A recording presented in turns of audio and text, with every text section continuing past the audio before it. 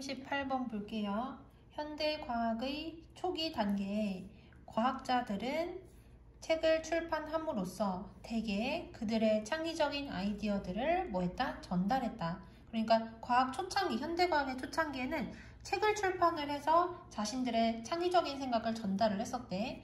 그 다음 넘어가서 이러한 작업 방식은 설명이 되어진다. 뭐에 의해서 뿐만이 아니라 뭐에 의해서 이렇게 해석이 되거든. 그래서 뒤에 보면은 과학자들이 자신들이 출판한 책의 제목과 같이 함께 쓰여져 있거든. 그러니까 이러한 작업 방식, 그러니까 책을 출판함으로써 그들의 창의적인 생각들을 전달을 했었던 그러한 과학자들과 그리고 그 과학자들이 쓴 책을 지금 여기 나열을 해서 이 사람의 이 책, 이 사람의 이 책, 이 사람의 이 책 이런 식으로 지금 나와 있는 거야. 다시 해석을 해보면 이러한 작업 방식은 뉴턴의 이 책 뿐만이 아니라 또한 이 사람의 이 책, 이 사람의 이 책, 그리고 이 사람의 이 책에 의해 설명이 되어진다. 그 다음 넘어가서 과학 전기 관행물의 출현과 함께, 전기 관행물이라는 건 잡지 같은 거라고 생각을 하면 되거든요.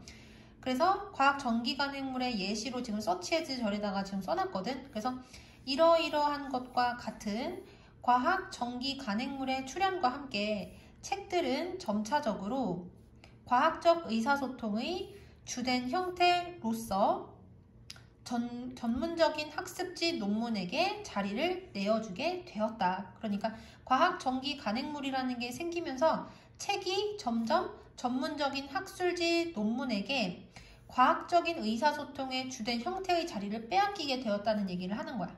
다시 해석을 해보면 이러이러한 것과 같은 과학 전기 관행물의 출현과 함께 책은 점차적으로 과학적인 의사소통의 주된 형태로서 전문적인 학술지 논문에게 자리를 내어주게 되었다. 지금 이걸 시간의 흐름이라고 생각하고서 읽으면 되거든.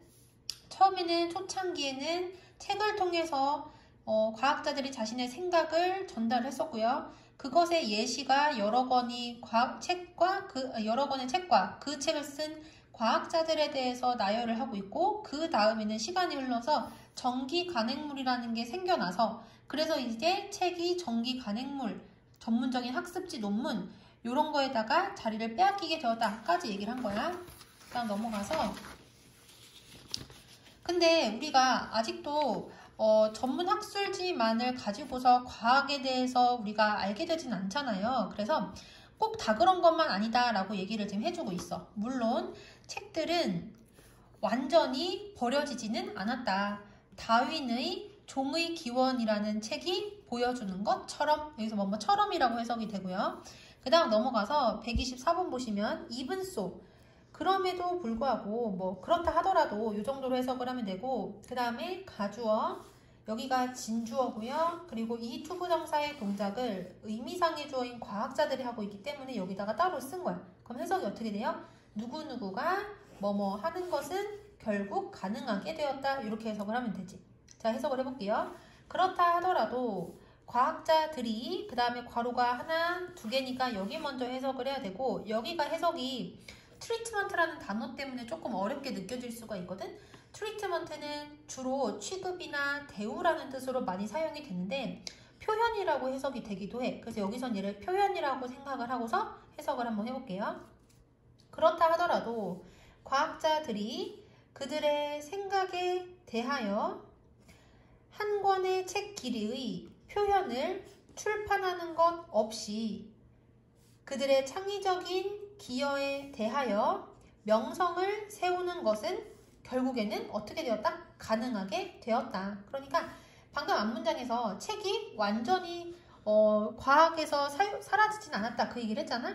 그리고 나서 그렇지만 아직 책이 여전히 과학적인 창의적 아이디어를 전달하는 기능을 아직 하고 있긴 하지만 그래도 이제는 굳이 책 한 권 분량으로 자신의 생각을 표현하기 위해 출판하지 않아도 얼마든지 과학자들이 자신의 명성을 얻을 수 있는 게 가능하게 되었다라고 얘기를 하고 있는 거야. 124번 다시 해석을 해보면 그렇다 해도 그들의 아이디어에 대하여 한 권의 책 길이의 표현을 출판하는 것 없이 그들의 창의적인 기여에, 여기서는 기여라는 거는 과학의 새로운 무엇인가를 발견을 했잖아. 그게 과학의 역사에다가 기여를 했다고 표현을 한 거거든. 그래서 그들의 창의적인 기여에 대하여 명성을 세우는 것이 가능하게 되었다.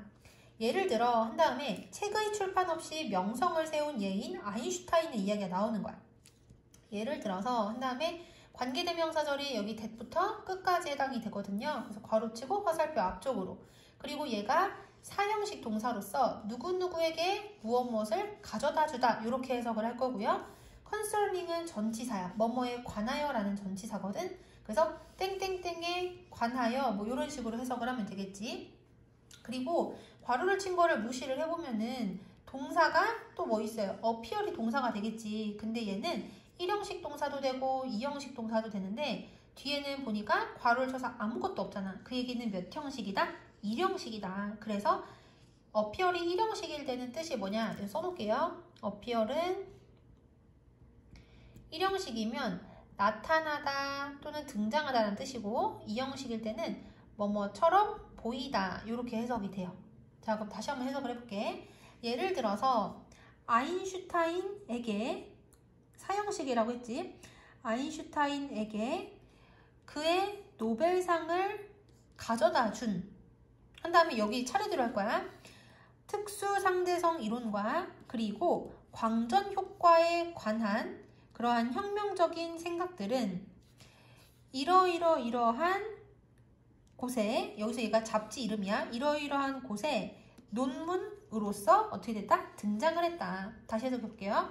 예를 들어서 차례대로 여기 아인슈타인에게 그의 노벨상을 가져다 준 특수상대성 이론과 그리고 광전 효과에 관한 혁명적인 생각들은 이 잡지의 논문으로서 등장했다. 그 다음 넘어가서 자, 여기서 as가 또 전치사로 사용이 됐기 때문에 전치사고 괄호 이렇게 쳤고요. 그 다음 이 내부가 되게 중요하거든. one of the 그 다음에 최상급 나오고 그 다음에 반드시 뭐가 와야 된다? 복수명사가 와야 되는 거야. 여기 s 보이시죠? 그리고 of all time 이거는 역사상 이렇게 해석을 하면 되고요. 역사상 가장 위대한 과학자들 중에 한 명으로서의 그의 지위는 단 한 권의 책의 출판에 달려있지는 않다. 그러니까 아인슈타인은 오늘날의 모든 사람들이 가장 위대한 과학자들 중에서 한 명이라고 인정을 하잖아. 근데 이러한 아인슈타인의 지위는요. 한 권의 책을 출판을 하지도 않았는데도 불구하고 얻었잖아. 그치? 그래서 여기서 뭐라고 표현을 한 거야? 역사상 가장 위대한 과학자 중에 한 명으로서의 아인슈타인의 지위는 단 한 권의 책의 출간에 달려있지 않았었다는 얘기를 하는 거지. 그래서 여기서 보시면 내용의 흐름이 중요하거든. 맨 처음에는 무슨 얘기를 했어요? 현대과학의 초기 단계에는 책을 출판해서 창의적인 생각을 전달을 했었잖아. 그렇게 한 다음에 나중에는 이제 어떻게 됐었냐면은 그런 식으로 그러니까 책을 출판함으로써 자신의 창의적인 생각을 전달했었던 사람들, 과학자들과 그 과학자들이 쓴 책을 나열을 했었어. 그런 다음에는 무슨 얘기가 나왔냐면은 시간이 흘러서 이제는 과학 전기 간행물이 생기고 그리고 그것 때문에 이제 더 이상 책이 의사소통의 주요한 형식이 아니라 전문 학술지 논문에게 자리를 내어주었다고 얘기를 했어. 그런 다음에 이제 이 문장에서 123번 문장에서 그렇다고 해서 책이 완전히 사용이 되지는 않는다는 건 아니란 얘기를 했고 하지만 결국에는 이제는 과학자들이 책을 출판하지 않아도 명성을 얻을 수 있다라고 얘기를 했고 그런 예시가 아인슈타인 나왔었고 그 다음에 아인슈타인의 지위는 책 한 권도 출판하지 않았음에도 불구하고 얻게 되었다로 마무리가 되는 거야.